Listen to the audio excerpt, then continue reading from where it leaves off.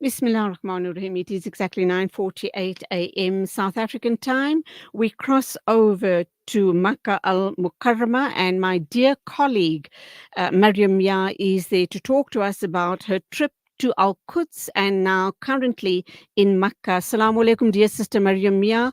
Welcome to the program, and it's such a pleasure to be talking with you this morning. Wa alaikum salam wa rahmatullahi wa barakatuh, wal maghfirah wal jannah. Peace and blessings to our entire Ameen. team here out in Johannesburg, as well as all our beloved listeners and viewers of Salaamedia. Subhanallah, absolutely wonderful connecting with you. And I must say that you are so blessed. You spend the holy few days of Ramadan in Al-Aqsa, and you are now currently in Makkah. Talk to us about your experience, very especially with the genocide being carried out on the Palestinian people. What was the mood like in Jerusalem? And were you apprehensive or worried or afraid at any given point in time? My only apprehension was that I get there.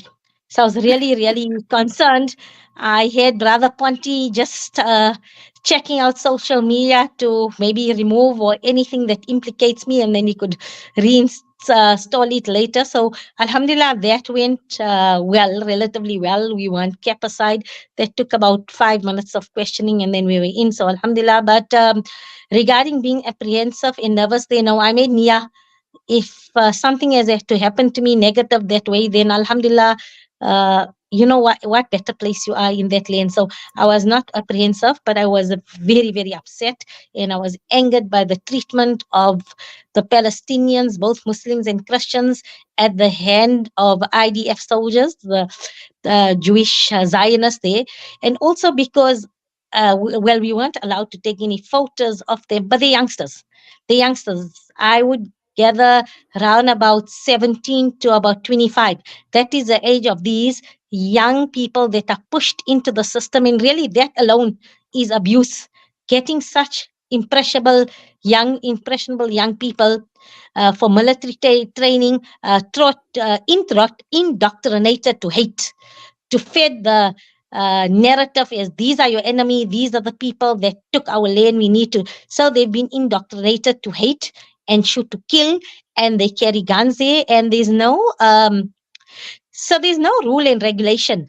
You are at the behest of the soldier, whether you will enter the Al-Aqsa precinct to perform salah or not, whether you turn away. So your fate then is up to them and their moods. And now that you say you're South African, they give you the walkabout. So if you say you are South African, what they do is, depending which guard it is, they'll tell you this gate is closed for you and you must walk right around. And then when you come to that gate, you're denied entry and you need to go to another gate. Finally, when you get to the other gate, they see your anger and frustration, and then they then let you in. This is, I guess, punishment or retribution for us speaking out, but that will not deter us. As I said in our previous interview, so Abir, our beloved sister, friend, colleague, archaeologist, wealth of encyclopedia knowledge, more than you Google Abir has regarding Al-Quds, Islamic history, and the history of Al-Quds. And she said Al-Aqsa, every Muslim owns a 1 millimeter real estate in Al-Aqsa. So it's up to us to come and see how your property is doing, how your value is doing, what is happening to it, and never ever let it be taken away. So Alhamdulillah, if we can make effort, I make dua that Allah gives us all the financial as well as spiritual and physical means to visit there and read salah on your piece of land that you own, real estate, that real estate you own now in this world, and you'll see in the akhirah you'll have it, inshallah. So my appeal to all South Africans, we have to be there, because out of Eid day, Asr Salah was half a saf for the men and maybe about 15 ladies in the Qibli Masjid. So that's how minimal it was. So we need to be there, because they're not allowing people from West Bank, Ramallah, all the areas there to come. It's just the people in Jerusalem that come. And then once they're working and things like that, it's only in the evenings then they can get to come and pray there. So really, I appeal to one and all, you own 1 millimeter of real estate. If you're renting in South Africa, Alhamdulillah, yeah, you own it. So come and look after it and go there and spend. Think of it as your rates and taxes that you're paying when you go there. Mariam, what was Eid like at Al-Aqsa? The morning was beautiful.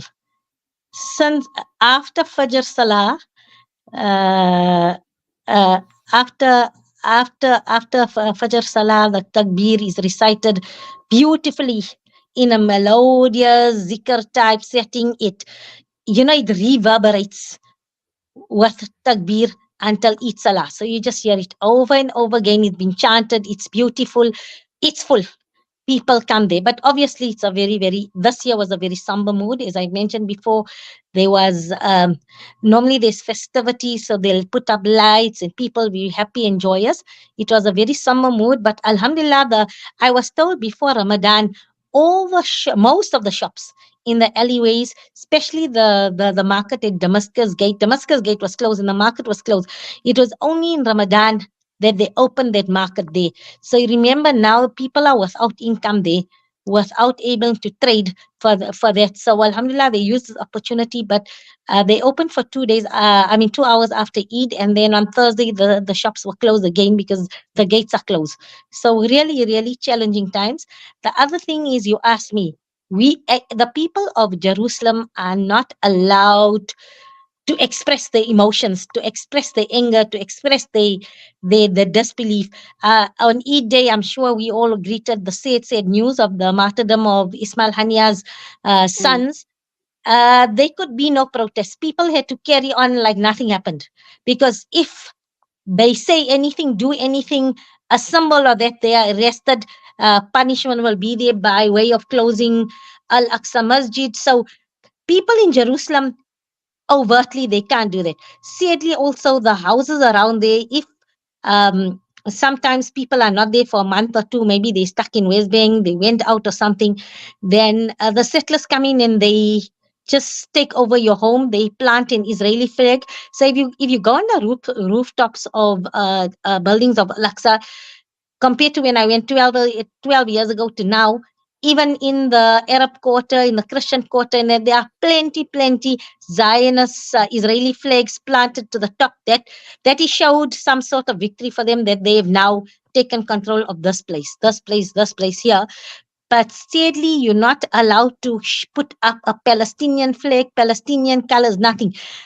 It's so one-sided in terms of the support. So there's no symbolism. The only symbolism now, that is part of culture, they regard it is the kifya. But Palestinian colors, Palestinian flags, you can't even wear anything on you anymore. Even our tasbihs, the Palestinian ones, you might be in a problem. You might be asked to remove it because of the Palestinian colors there. Talk to me about, we've been hearing a lot here in South Africa, we've been seeing reports that the Zionists or the Zionist rabbis are planning, they've asked permission to sacrifice red heifers or red cows in the Al-Aqsa Mosque on the 20th or the 21st of this month, which is literally a few days ago. What is this talk on the ground amongst the Muslims in Jerusalem? And is that in fact true, or is it just some sort of propaganda to instill more fear in the Muslim people there? So they too have heard about it. We're having a discussion with Sister Abir, Sister Uhud. But previously, what they do is, the settlers are rewarded or offered 5,000 shekels to come and slaughter an animal at the Aqsa gate, and lots of them try coming through the old city. It's quite a walk to get to the gates of Al-Aqsa precinct, but they do this. They come, and I asked Uhud, do they actually? She says yes. Until then, they are stopped. They are stopped and made difficult. So besides the red heifer, they've been trying. I mean, there's a lot of rewards by various organizations giving if you can slaughter at the gates. I don't. They also are not sure what is the significance, true significance it is. But yeah, they always offered various things for some person, as they say, a crazy Zionist, to come and carry out this type of or a sacrifice or offering or whatever it is.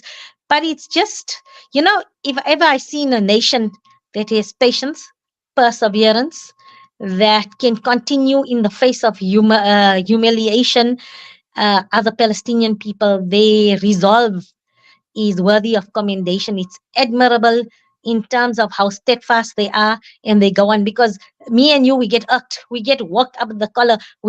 I mean, you feel like going and telling these guards, or first of all, teach them respect, how they treat elderly people.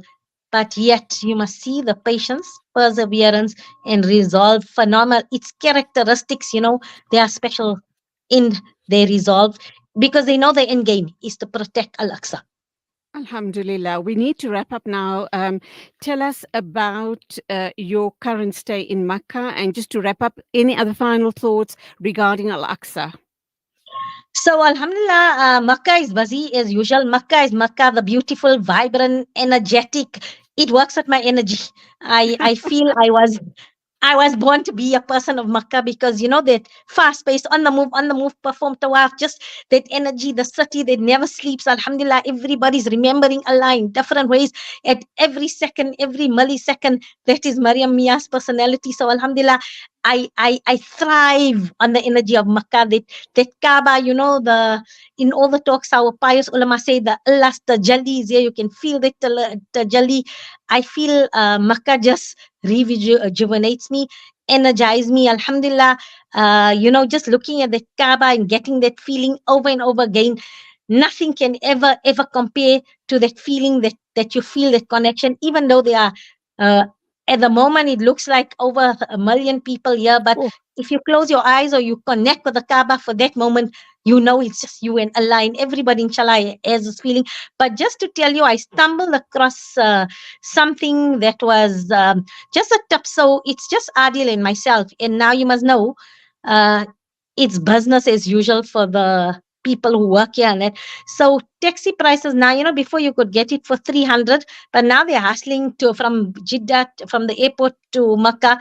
Now they're hustling 350, 450. We were offered even 550, which is normally a price going to Medina, at the airport with all the touts. And then downstairs, I came across something that says get your tickets there. So I sent my husband downstairs to investigate. So there's this bus. It's new. I haven't seen it prior to this. It's called Northwestern Buses. It's a black and orange colored bus there. And for 25 riyals per person, they take you in a luxury bus. They drop you at Johor Jawal station, which is just a kilometer uh, from the Haram. And from there, it's about, maybe, depends who your taxi, between 20 and 30 riyal. So at the station, you have all the taxis there. They will just load your bags and drop you to your hotel. So I would have had to fork out around about 350, 400 riyals. I ended up paying 80 riyals. We had a very, very comfortable journey in a luxury bus. And then it was no hassle. Our bags were taken out of the bus, and then the taxi driver was there who loaded in, and it was dropped off.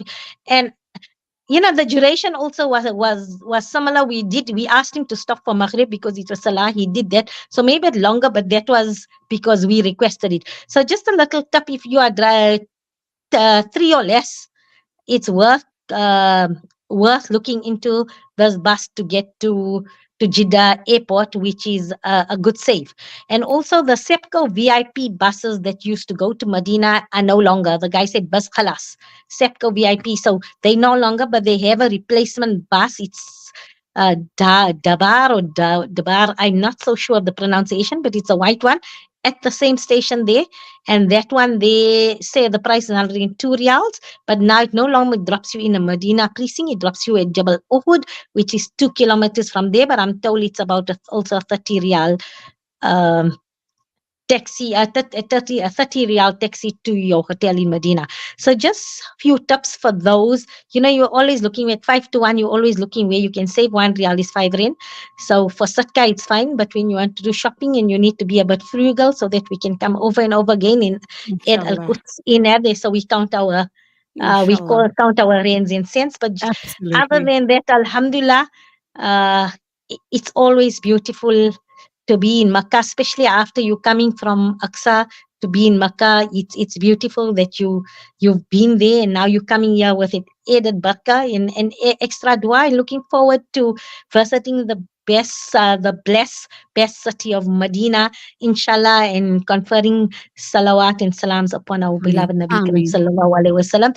And Summa all of you ameen. are in my dua. So Ameen. the whole Junub Afrique and everybody, all our Salam Media, beloved Salam Media family are always in my Subhanallah. fervent dua. Subhanallah. And Allah keep us with this platform and always allow us to be that platform that is the voice for the marginalized and oppressed, inshallah. Ameen, thumma ameen, from your lips directly to Allah's ears. Keep us all close to your heart and close to your du'as. Can't wait to meet you when you come back so that we can have some dates and some zamzam water. Have a safe journey back. Until then, Assalamu alaikum and Khuda Hafiz. Wa alaikum salam wa rahmatullahi wa barakatuh. And that, of course, means it's wrap up time for me, 3 after 10 o'clock. Thank you for your company on the show this morning. Till tomorrow morning at the same time, as always, go well. Allah be with one and all. Assalamu alaikum from me, Julie Ali.